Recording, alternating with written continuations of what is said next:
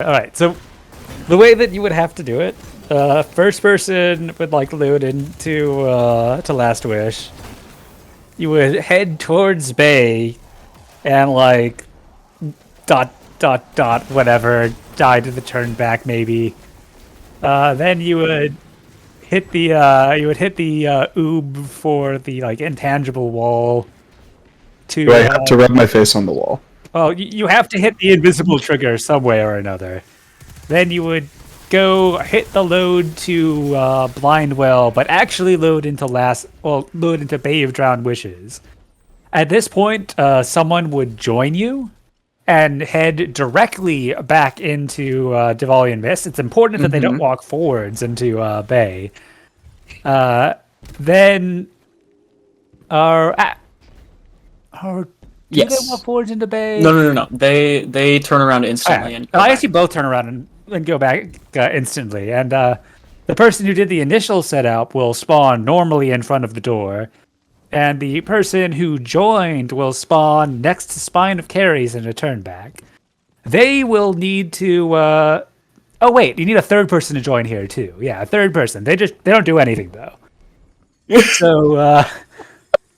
So the second person who joined is now in like Spine, walks to the edge of the cliff so that the turnback stops. They can then like sword fly a bit to the right to stay in the no turnback bubble, and then hit the load for Spine. They would then go to the wrong warp, try not to get wrong warped, and then try to get wrong warped. Make their way to the cliff side, climb up the cliff, and then they would jump off in the direction of the hub, more or less, and die in midair, now conveniently using Touch of Malice instead of like Momentum and Fighting Lion. This would set the IRB point.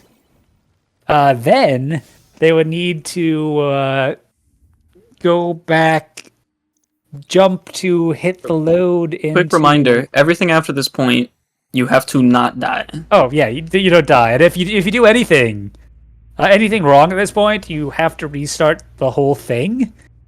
So then for generations, you would... the Dreaming City housed one of the Awoken's most closely guarded secrets. Hopefully die to the load to Devalian. And this would put your ghost on top of the Shattered Throne area. And then the person who started the whole thing, who was in front of the door, would walk into the door, trigger the auto-res, and now you're in Shattered Throne. And then there's a whole big thing on how to get to the end of the Shattered Throne, which involves blinking up and down through, like, death barriers and whatnot. But Which can now be done on a hunter. So this is why we're professionals.